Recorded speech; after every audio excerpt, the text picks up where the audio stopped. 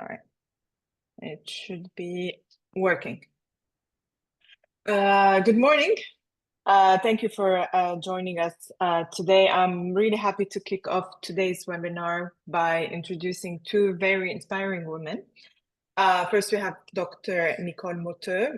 She is really a powerhouse when it comes to helping small and medium Kako enterprises. mogu ovu poruku koju sam slao da ponovim i da dopišem nešto na njoj? Sorry, thank you. I had to mute. Apologies. So yeah, she's a powerhouse when it comes to helping small and medium enterprises create impactful content and visuals. And what you've seen now is just an example of the videos that she's worked with small businesses to create. She has over 20 years experience promoting sustainable growth in Africa, the Southeast of Asia, and the Pacific.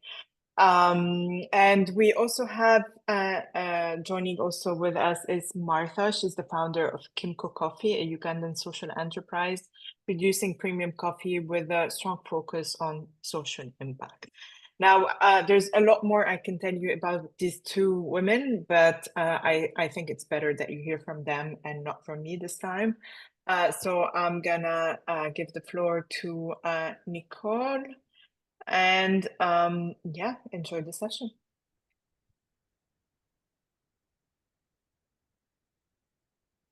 Nicole? Hi, hello everyone. I'm just trying to move my slides and somehow it doesn't want to.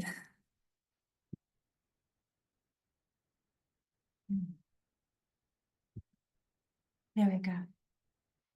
Welcome everybody to our event today. It's wonderful to see so many familiar faces and friends from Africa, Nepal, Laos, Myanmar, and PNG and beyond. I'm especially also delighted to have Martha from Uganda with us, who has been a true inspiration. She's going to kick off the event by sharing her journey as an SME herself. Our partnership with ITC has connected us with so many SMEs. We work with the SMEs through the most challenging task and the most daunting task of writing. We ask every SME, regardless if English is their first language or second language, to pick up their pen. And then we get into more fun things like taking photographs and diving into that world of branding and marketing. This journey isn't always easy, but it's essential because in the dynamic and competitive markets, especially the premium segments, stories and visuals must be authentic and truly reflect the SMEs behind them. Today, we encourage you as SMEs to take ownership of your stories. When you do, it shows. Your narratives become compelling, images stand out, opening up so many possibilities from farm trips, trade shows and visits. As with confidence and knowing who you are, you become strong in the market and more attractive to the traders as you start standing out.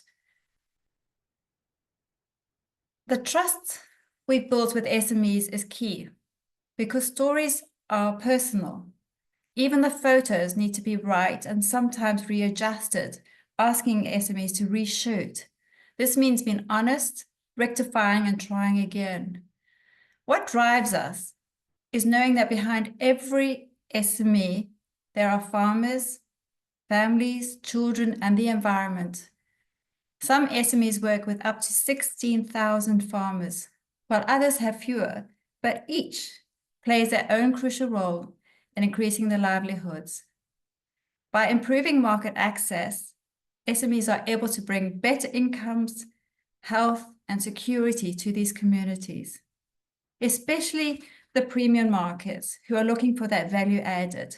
This creates more job opportunities, especially for the youth who are looking for innovation and makes ultimately the SMEs more competitive. So our session today will cover key points of storytelling and practical tips of photo shooting. So thank you so much for being here today. You're welcome to pick up your phones to try some photo techniques. or take notes about the content. Images and content go hand in hand. We cannot separate it in today's visual world. We'll now hear from Martha of Kimco, Uganda, who will share her journey with content and visual storytelling. But through it all, she has transformed her business into a dynamic business focused on quality and youth.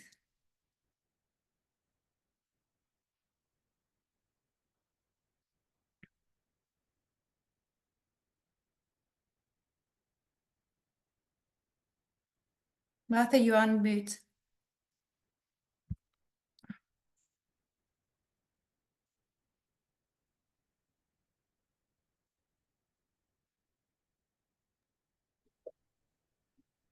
Yes, can you hear me now? Yes. Okay, great. Yes, so I'm really thrilled and honored to be on this webinar this morning. My name once again is Martha Wandera, and I am the founder and MD of Kimco Coffee. Kimco Coffee is an enterprise producing high quality coffee with a social conscious. We basically focus on Robusta production. We are located in Kampala in central Uganda, but we have a footprint in Luengo district outside Kampala. We operate generally at 2 levels of the value chain. We basically do a little bit of farming, but we basically do primary processing in Luengo district, where we work with our Robustas, working with over 300 smallholder farmers, processing Robustas. And in Kampala, we operate a coffee roastery, packaging and distributing coffee. We roast pack for our own brand, Kimco Coffee. And we have also decided to open up our roastery for other enterprises who we partner with, about 45 of them who come and use the space to roast and pack under their respective brands. We are committed to creating employment for the youth. We have a heart for women. As you see, we are women-owned and women-led. Some of the pictures actually up there speak for who we are. Up there is a team of Kimco. With me, you can vividly see they are young people. And below that picture is Genevieve, our manager, who is equally a youth. And right in the little picture is an enterprise, a representative of the enterprises that I earlier spoke about that we support at our roastery. We are a coffee with a cause, coffee for a purpose. 10% of what we produce goes to support our social enterprises, our social projects, one of which is to stop child labor in coffee growing communities of Luengo, and the other is for women economic empowerment. The other picture you see is of Sabrina, again, one of our managers. She's our salesperson. So basically that's who we are, and I would say our story is a story that represents what ITC has done in terms of supporting enterprises. Now, coming back to the topic, branding and marketing, we are really a child of ITC in terms of supporting us in branding and marketing, because when we just started our enterprise 2018, we didn't really understand, we're just doing our business. But along the way, we realized that we needed to actually brand ourselves very well. So being a member of IWCA, Women in Coffee, there was a call that came through and we applied to that call. We were invited, we were selected rather, and we started on our journey of formally branding. And at that point, we didn't have anything. We didn't even have a logo.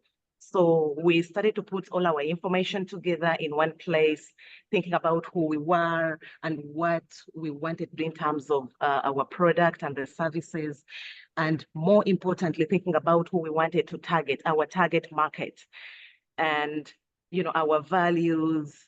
And ITC helped us to really put all that together. We documented it, we collected a lot of data, and then we moved to thinking about the brand pillars and how we wanted to be represented as Kimco Coffee.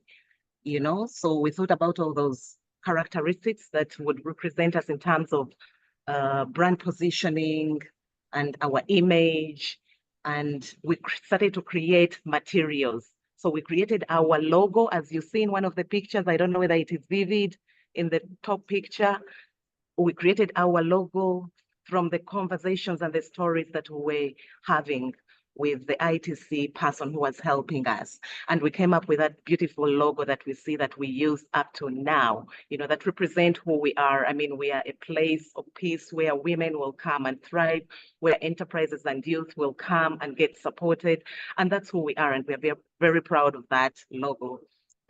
We created business cards, promotional materials, flyers that speak for who we are, and a brand guide that we still use. So we are really thankful and happy that we got the opportunity to be supported in that regard. We have continued, though, to look at those materials and review them and adapt them. And that, I must say, have actually helped us to expand our image beyond borders. And, you know, we have been able to go to trade shows and use those materials locally. You know, we are very well identified by our logos and our image. We are recently working with clients in Germany, in China. We just sent our coffee over there, and we are speaking to many more in South Africa. And so for us, it's really about creating an image that speaks for you when you are not actually there. So it's we valued the importance of creating images that speak for us, you know, strongly and particularly for who we are.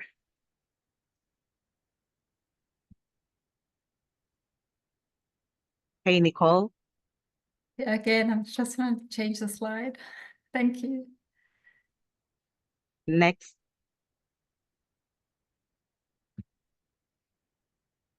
Yeah, thanks, Martha. Here we have a look at Gorilla Highlands in Uganda. And this example, very much like what Martha was saying, is that with the approach of content and visuals, you can see here that they are used effectively together to tell the business story and showcase the products. So here we have the visuals with the logos, the business card, the brochures, the websites, and product labels. Everything comes together to look consistent, be professional, and be effective in reaching the markets. Over the years, we have had the opportunity to create resources to support SMEs. They are available online. We have social media guidelines that provide information and insights, how to target, how to put your content and your visuals together, as well as we have photographic guidelines to help people to take their own photos or actually manage a photo shoot. The approach that we take is very much putting the SME in the middle, because I'm sure you're feeling at the moment that this is very, very daunting, branding and marketing, you know, pulling that content. And it's so tempting just to say, I'm going to hand this task over to a third party to do. But we have found that our working with SMEs and building the confidence and capability and capacity, as Martha was saying, she feels like she is growing and able to take charge of her own marketing and branding. How we have done this is that we have actually put the control back in their hands. We've put the pen back into the SME's hands. So in the diagram, we see the SMEs in the center. By gaining a better understanding of what it takes to stand out in the market, SMEs can move from being passive to being active. This requires SMEs to understand their story and even write it. I have a heartwarming story to share that highlights this importance of SMEs. Being involved in the branding process in Myanmar, there was a tea SME who had a passion for tradition and culture through puppetry. When we first started working with them, there was no connection between these two components. Even one of their tea brands was called Puppet Tea. But with some creative thinking, we were able to link the story of the hidden hands of the puppets with the process of harvesting the tea.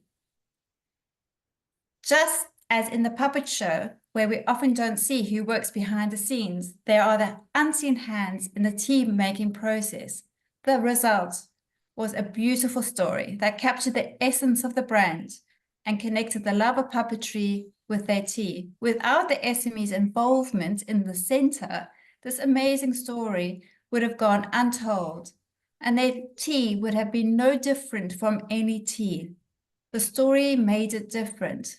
As content and visuals are everyday's demand today in our marketing world, with social media engagement, SMEs need to write posts, including visuals, several times a week.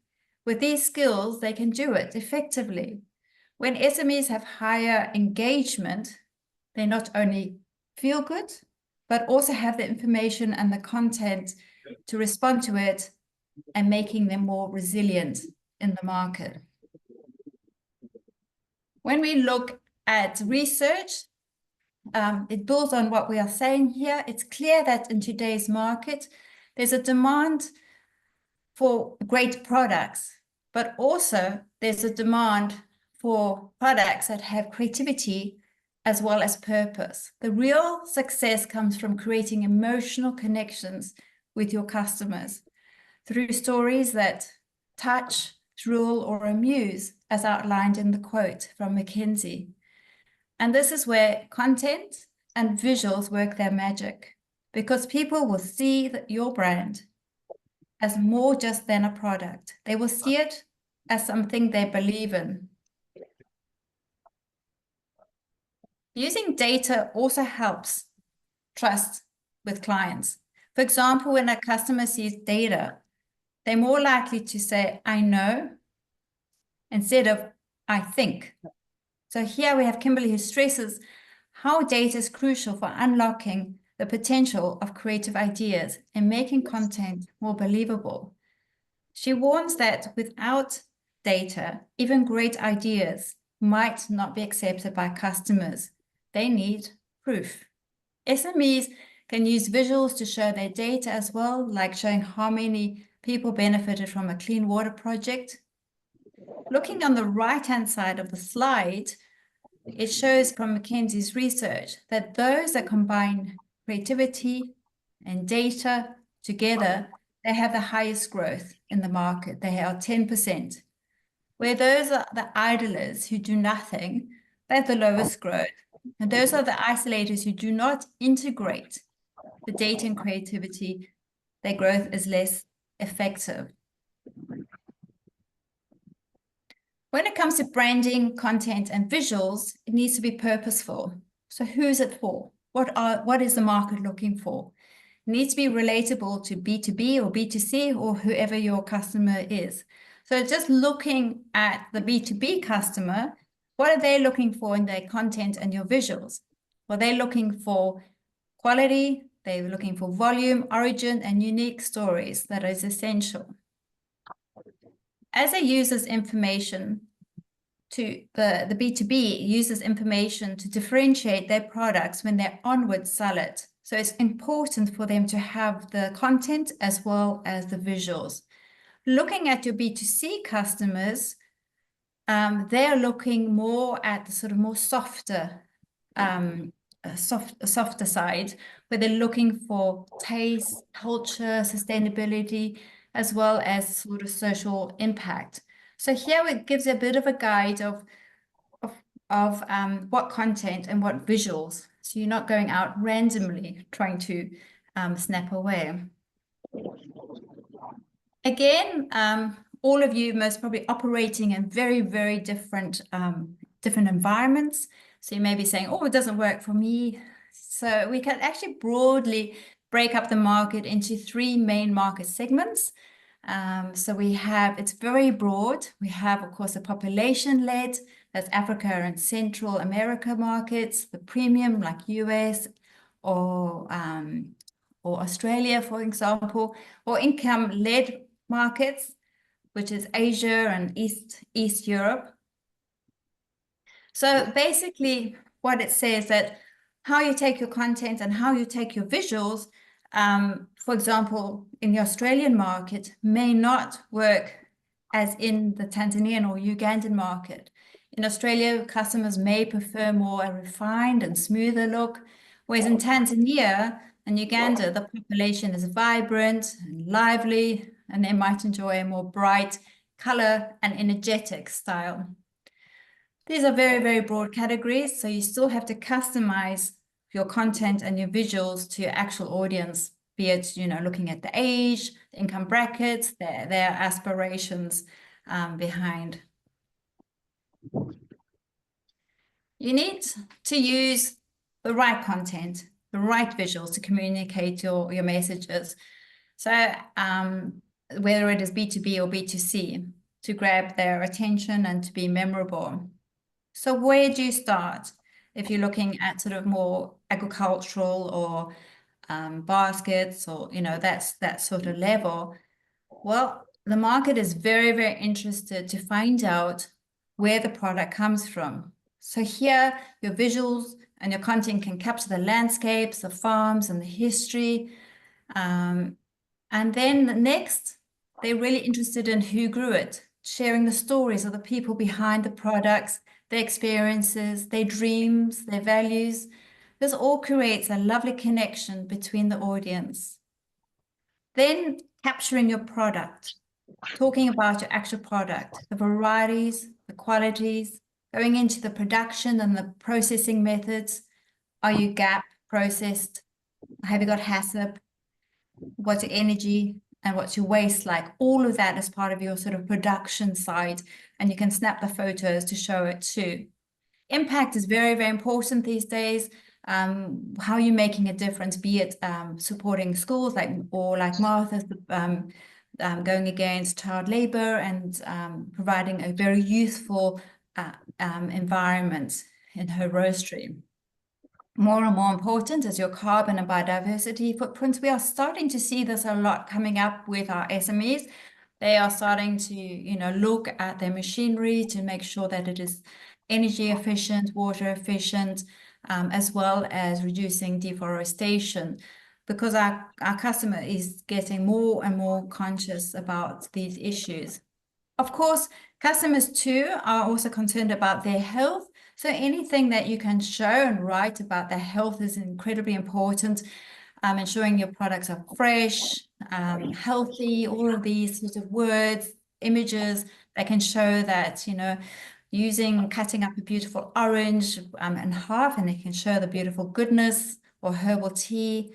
So basically you're being creative and using your facts alongside each other. At the same time, do showcase your certification, your standards. You've worked very hard for it. It's good to show that, as well as your customer service. So these are sort of building blocks for your content, and as well as your visuals. It gives you a sort of a framework. I've seen traders looking at brochures and websites, and they go quickly through it and identify these items to see if they are finding the content they are looking for. So when it comes to writing, it's key to really be concise and clear to convey your message, breaking up those long paragraphs into smaller, shorter chunks, so it's more digestible for the audience. People skim read a lot. Always proofread, check your grammar and your spelling, because these small differences actually make a big difference in the market. You don't want to turn off a customer because you spelt a word wrong, you know. So just taking that caution, keeping them on side. Remember that the success of a brand is built on not just on what it stands for, but on how it looks. So that's very, very important to remember. So you may put all that work on, but how it looks is not grabbing the attention. Keep your writing consistent and cohesive. The great thing today is that there are a lot of AI tools available, but always start with your own content. Don't give your work down to the AI. You know, AI is good for the grammar, the style, the flow. It can help you with ideas, with research, and even planning. But branding and marketing is all about differentiating. And if you're just using the AI tool, you'll certainly all sound the same. So you want to stand out in the crowd. So still keep the power to the SME, keep your own power and your own originality of your work. So photographs, visuals have a massive impact on your brand. 90% of the information is transmitted to the brain as visual. Amazing. And visuals are processed 60,000 times faster than text. This means images can capture attention, convey messages very easily and swiftly, and leave a lasting impression. Without compelling images, your messages may be lost.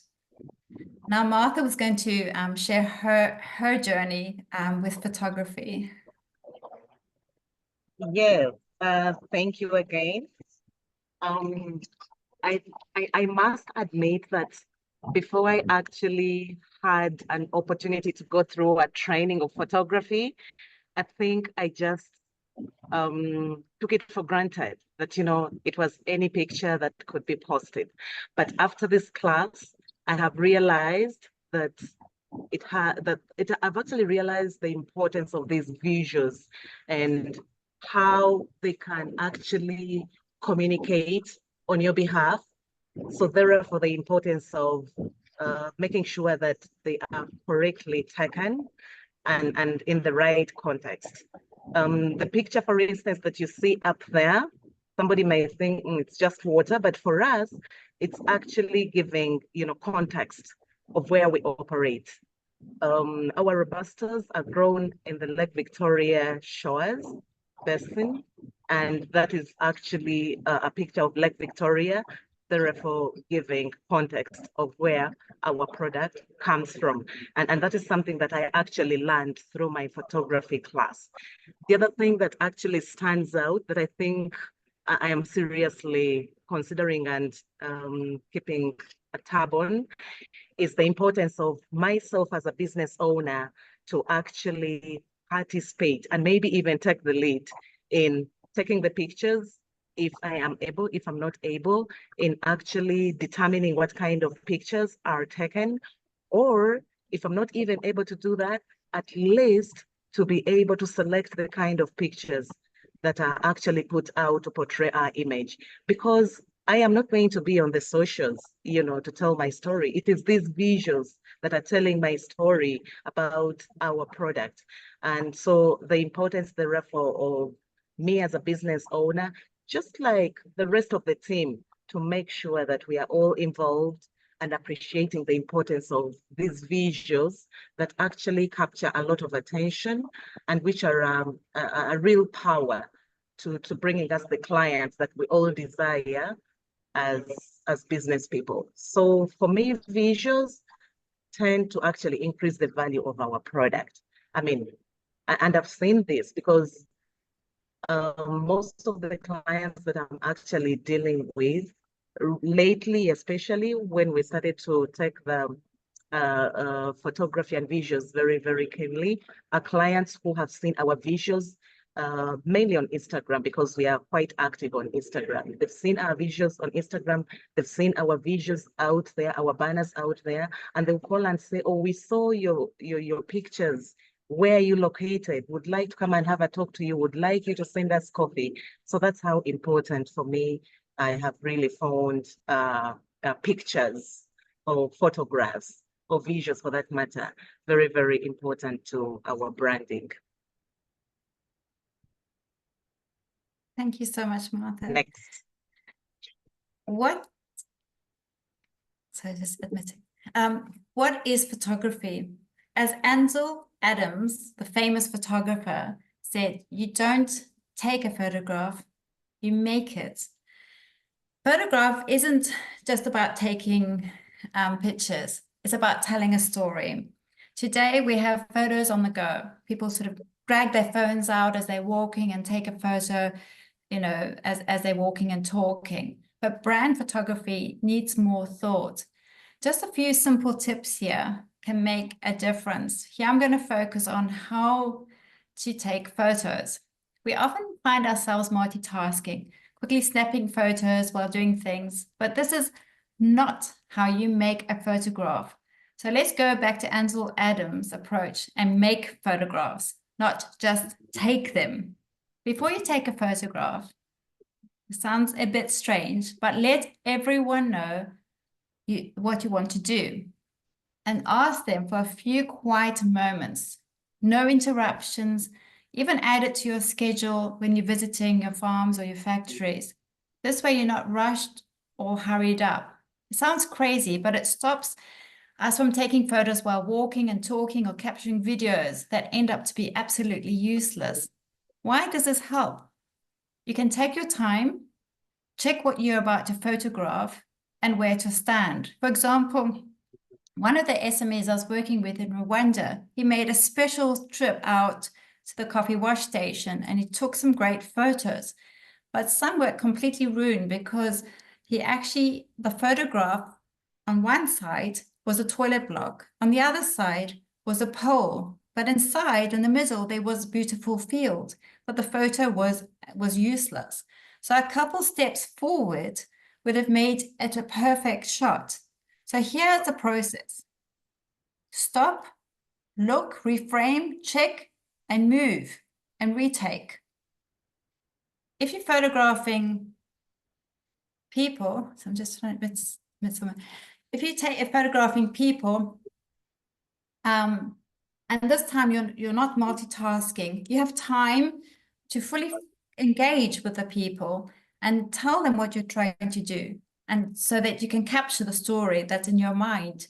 This makes all the difference. So you won't end up with somebody's back, their arms, their legs, all in awkward positions, and you get better eye contact. Next, another very simple correction, hold your camera straight.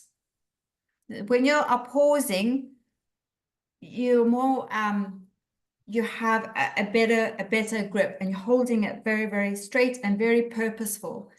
The way you are positioned yourself in your body is actually how also your photographs are going to come out. So if you're photographing on the hoof as you're walking, often your camera is not straight and you're getting these skew photos, which are not really nice at all. Therefore, again, pause, hold your position and take the photo. Often you can even find something to lean on so that you are more stable to give you the straighter shot and more, looking at it.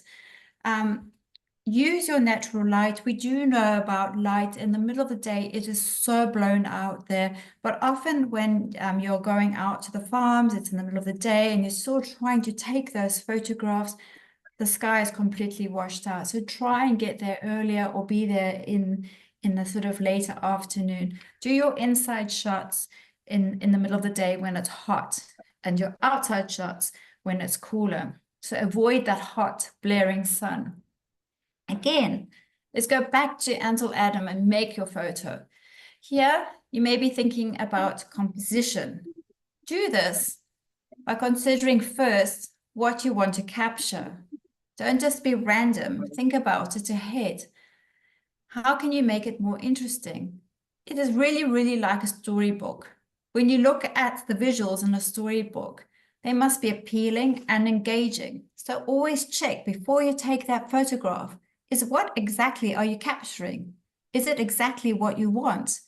One of the most effective techniques is the rule of thirds, and your phones often have now the grid lines on so that you can make sure that you are within the rule of thirds. Basically what you want to do is avoid putting your subject matter in the middle, because that's really, really boring. You're basically trying to get your subject matter on one of the intersections rather than the center. It gives a much more natural and visually appealing feel. One of the first things you do is check before you take a photograph is that there's no rubbish, because often there's rubbish around and it will be caught in the photograph and that's not visually appealing at all for your customers. You need to make sure that photograph is clear. I have seen traders that open up photographs and they actually zoom in to check if they, what you're saying is true. So make sure whatever you're putting in that photograph is what you want somebody to see. So but there are no actual strict rules with photographs. It's something you can experiment with and what works best for you. But please remember with Adam Amsel that you are there to make a photograph, to tell your story, rather than just taking random pictures. So today, a lot of equipment is starting to get not so expensive, to get a tripod, some LED lights, product tent is much more affordable now than ever before. And this really can help your photography, just bringing a few, things to help you getting that perfect shot. However, in saying this, it's not really your equipment that's going to make a better photograph. It's actually developing your skills. If you're, standing like this or, randomly, you're still going to have a poor photograph. So really try and concentrate on your skill development rather than to go and try and find a whole lot of equipment.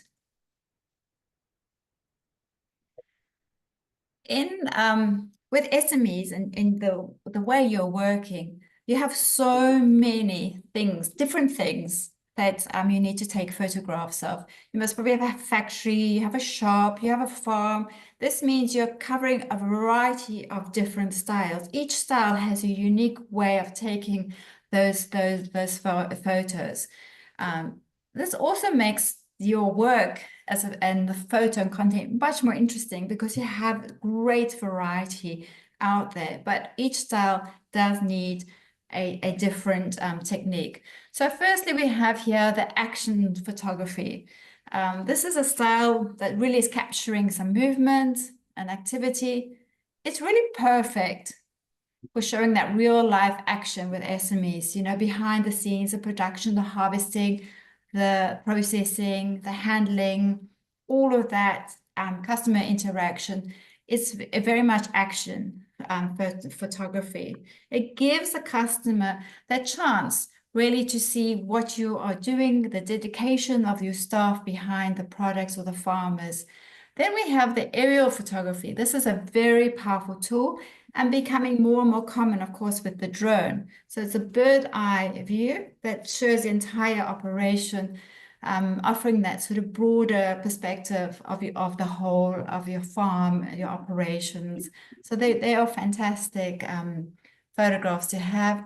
Then we have the architectural photos, and this is really important because you can have that chance to show your traders or your customers your structures, your offices, your factories, and your whole business environment. It builds trust, like they know where you are.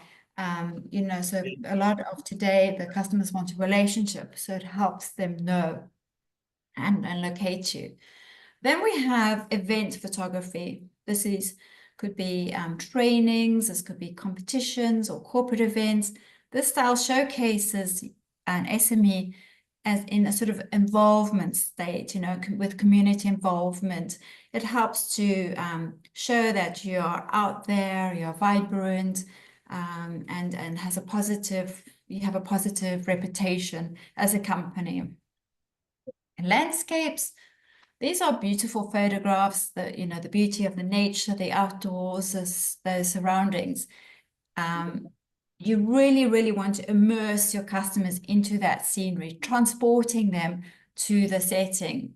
This style really helps to connect and build connections with the customers as well as the SMEs, creating a sense of authenticity and appreciation for the natural environment. Then there's still more types of photography that you need to be aware of, because when you're aware of this, you actually, again, changing your position, thinking about it in different ways. We have macro photography. This is capturing that small detail, the texture. This could be a fruit or a bee or a flower. So it's bringing in that smaller dimension, micro dimension, which is always so beautiful. Then we have portraits. Whether it's pose photos or candid shots or something more creative. Today, These are really important because it shows the people behind the business. So they are incredibly important. Product photography is really a time and ability for you to shine. A simple straight-on shots of your products can be incredibly effective in drawing your customers there, making sure it's a clean environment, using a product tints. That's very, you know, there's very useful shots to show what your product is like. And then we have wildlife photography. This is very important for those brands that are focused on conservation, you know, documenting the natural habitat and their work in biodiversity. So each type of photography we've been going through here, from macro to landscape, is vital in showcasing your unique qualities. By using these styles effectively, you can create a visual narrative that attracts your customers, and really with the aim to set yourself apart.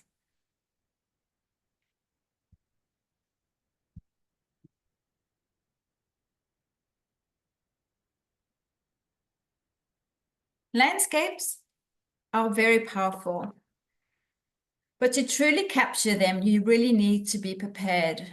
And it's not enough just to point and shoot. You need to find the right location, the right time to capture that beauty of that scene, whether it's the sunset or the early morning. Then take your time to find the best spot. This includes making sure there's no distractions. There's no tree or grass or rocks to capture the photo, just maybe tipping it at a side. What you can do is just move, or you actually can make it part of your photo. This takes time for you to compose your shot and you know, to make it exactly what your customers you know, would be envious to see. When you're taking a landscape shot, with landscapes, having equal sky to ground is very it's not interesting at all.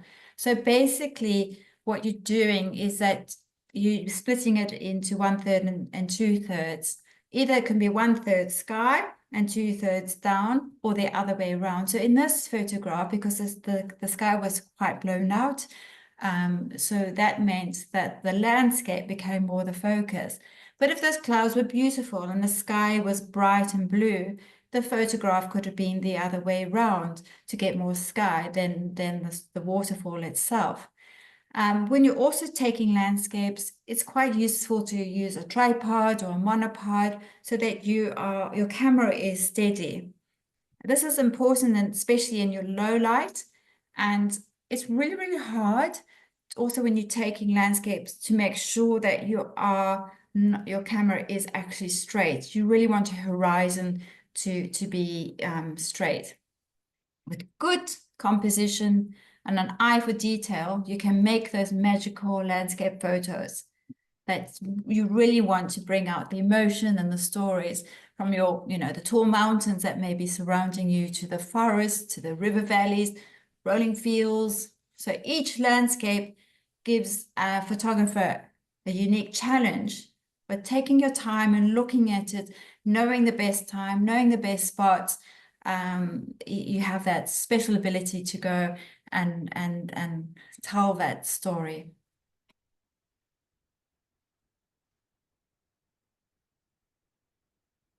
So contrast in landscapes adds a really important dimension. In this scene, you can see the mountains and they stand against the sky. Here you can see how the contrast works to create that striking image. So we have tonal contrast where we have the light and the darker areas, like how the sky contrasts with the darker mountains and the snow-capped mountains in the distance. It guides the viewer into the photo. The texture too adds a depth by pairing the rough textures of the mountains with the smoothness of the sky. So contrast really draws your attention into the image.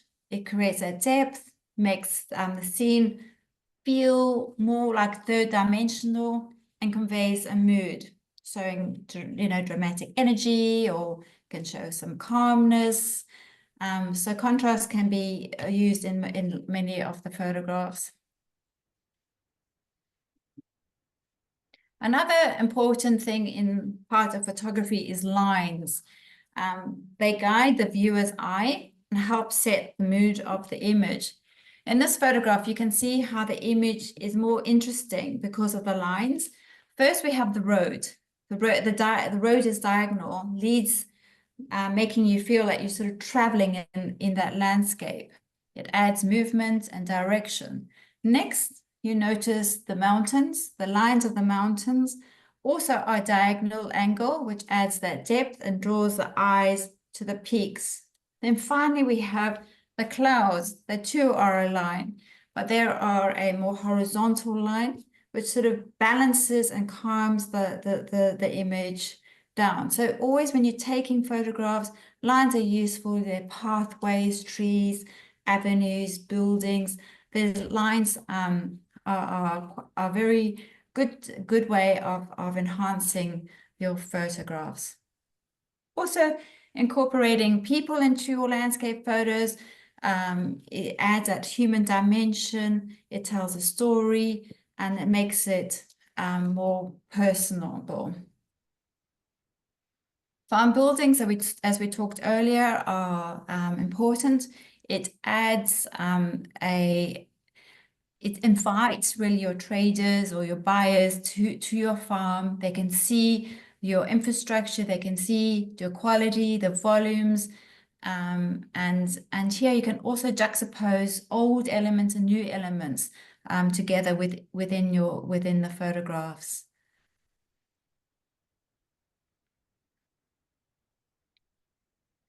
The great thing in photography and branding is that you're really showing off not only your farm, but your country, things that you'd love. So here are some icons in Laos, and each icon brings a wonder and some sort of interest and difference that is unique. So incorporating cultural or architectural icons really brings pride. If you're selling locally, a lot of domestic buyers feel proud about it, or international buyers are sort of have a bit of envy and wish they were there. So it does, they're really useful photographs to capture. More and more today, portrait, there are many types of portraits. Here we have a professional headshot. We know that like in photographs like LinkedIn, they're coming more and more in demand. What you're looking for in such a professional shot is you're looking for that professionality, slightly friendly or approachable and authentic. Making sure the photograph is up to date is important. You can actually take these photos yourself, but make sure it doesn't look like a selfie. Set your timer, get a little tripod, make sure you got some light coming in, and use a clear wall behind you. So you can do this by yourself and experiment with photography. But however, if you want to set up a better scene, like in your factory, if you are looking to, photograph more, you can certainly get a light setup. Here an example, you can see there's a key light, a fill light, as well as a backlight. This is not expensive anymore to purchase. Again, with portraits, personal stories builds interest. So sharing stories of people behind your product makes your brand more relatable and more trustworthy. It helps customers to connect. So here we have a young boatman in the photograph, and his story is that he lives near Lake Victoria, and he transports people and tourists across a wetland. His story is really of hard work and connection to his community. It's stories like this and images like this that your customers appreciate and remember.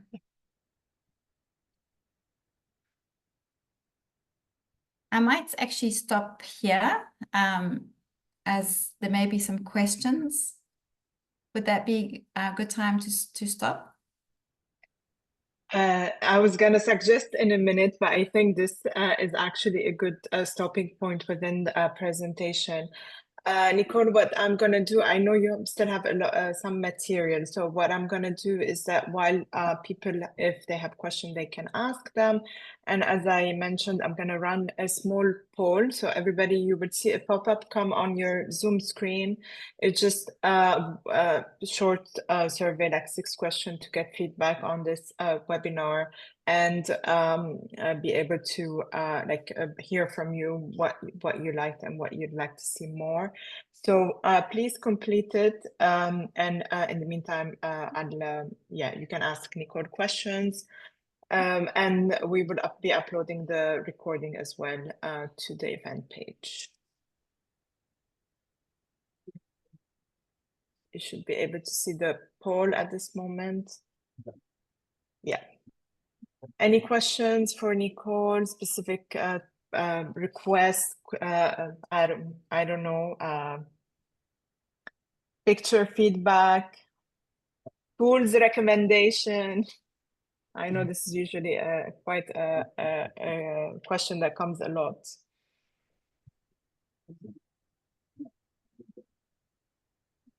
You can also ask your questions in the chat if you want, if it's easier.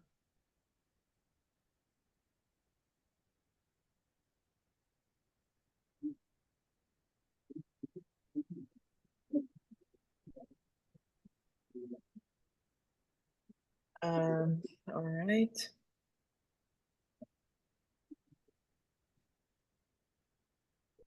Do you want to continue or maybe select, Nicole, a few slides that remains? I know you have like about 10 maybe. I can. Okay, great. So as you can see in this slide here, is that in the market is very crowded. So your images and your content is the thing that actually can make you to stand out. So I'm just going to go through some of the themes and some sort of images that you could be considering to capture.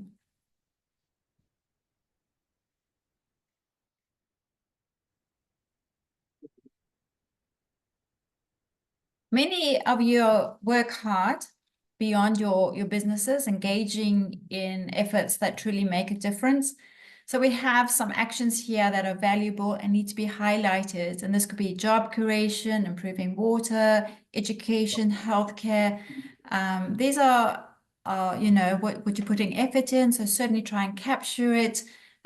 But the most important thing in this is try and avoid the greenwashing. You know, say what you do and be proud of that, because you want to really maintain the trust and credibility of your audience.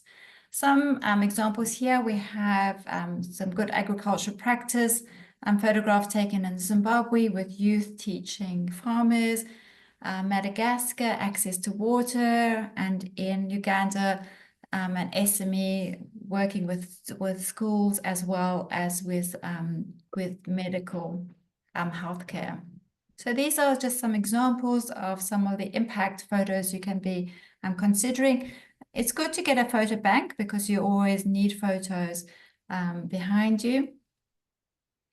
More and more, the environment is important to customers. So showing how you protect the environment. This also includes reducing your carbon emissions. How do you sort of take photos? What photos are people thinking about? What photos you could use? Well, you could use before and after photographs. So, you know, like before your reforestation or your cleanups, and then after. Those are really important. It shows progress and what you've been up to. You can also demonstrate yourself and your staff doing some action, you know, planting trees or recycling or you know, putting some eco-friendly products together. You can showcase your green technology, your renewable energy, or even highlight how your packaging is more and more eco-friendly. Here we have a photograph taken at the edge in Uganda.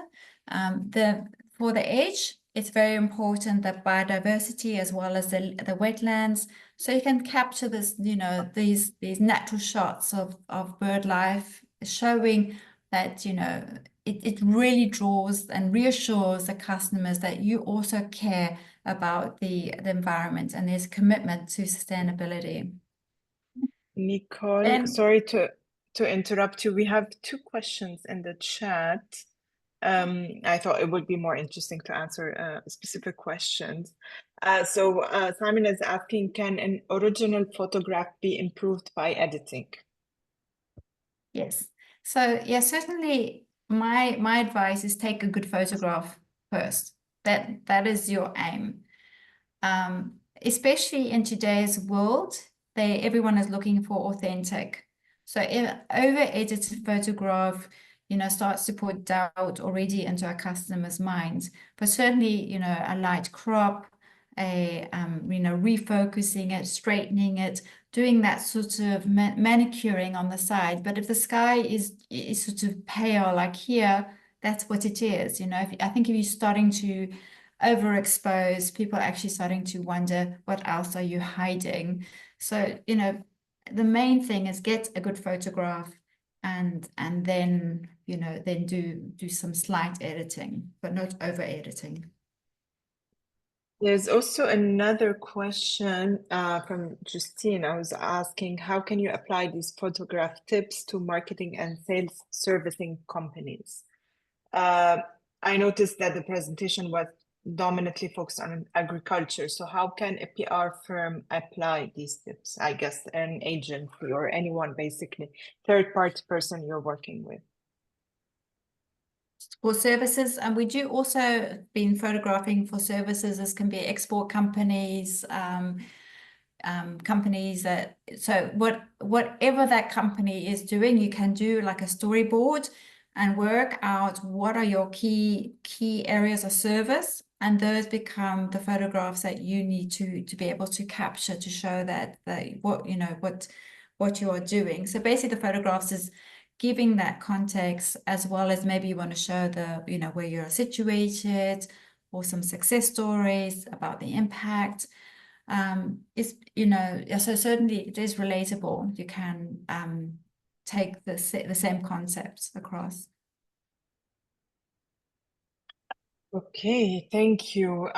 Anyone has any more questions? I think we're almost at an hour, so I think we better close here.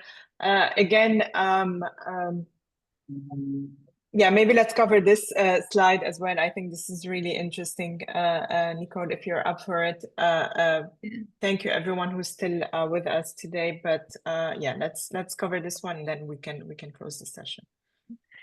When you're basically going into a photo session, it's quite important, you know, to go in and have a look. You know, look at your lighting, and don't go in with preconceived ideas that are making you, you know, stuck. So have a look. Is it dark? Is it light? And for example, here it was very big space, and I had to take a shot of this big mill. So standing on the ground wasn't going to get the photograph. So then I had to go up. So always think about your angles. You know, where are you better positioned? Ground sometimes is not your best friend. So, you know, just getting a ladder or making sure your camera is, you know, firmly on something. Also making sure that everybody is safe, you know, like often if you've got cords or lines for your lights, making sure that people know where it is. But certainly do not be afraid with photographs if you find yourself on the floor, because that's very, very stable. You get those beautiful down shots, the up shots, making sure your equipment is strong. So be firm before you go and take the photograph. There is actually one more slide I'd love to show. Is when you're going into the building, this building, you basically start your photo shoots by looking at the whole environment. So you start wide, and then you start bringing that story in, and finally you can even get down to the person's hands. So you're trying to capture the whole environment. But this helps when you're staging yourself. So you start, you know, thinking big and then going in, thinking, you know, even going down to the logo, because some of these machines are, you know, are very expensive and you want to showcase that you got this incredible machine. So logos on the machine are also very important. So, you know, giving that bigger context going in. So I hope that all adds up. Okay. Thank you, Jennifer. Thank you. You got me in the mood for tomatoes. And I guess that was the whole point from this picture. Yeah, I'm a big coffee fan. So I was really enjoying my coffee during this presentation, but the tomato I was not expecting. So thank you so much, everyone, for your time. Thank you both, Nicole and Martha, I am for spending this hour with us and preparing all of this content ahead of time. I really enjoyed this session. I'm not great at taking photographs, but I'm not either great at having my pictures taken as well. But I think the importance of having good relationship with the photographer is that it mellows the person, and you become more yourself in front of or behind the camera, or in front of the camera in that case. So that's really helpful as well. Thank you so much, and yeah, we'll see you soon, everybody. Expect additional sessions and webinars in the upcoming month. Thank you, and have a great day, evening, or night, whenever that is. Bye. Thank you. Okay, bye-bye.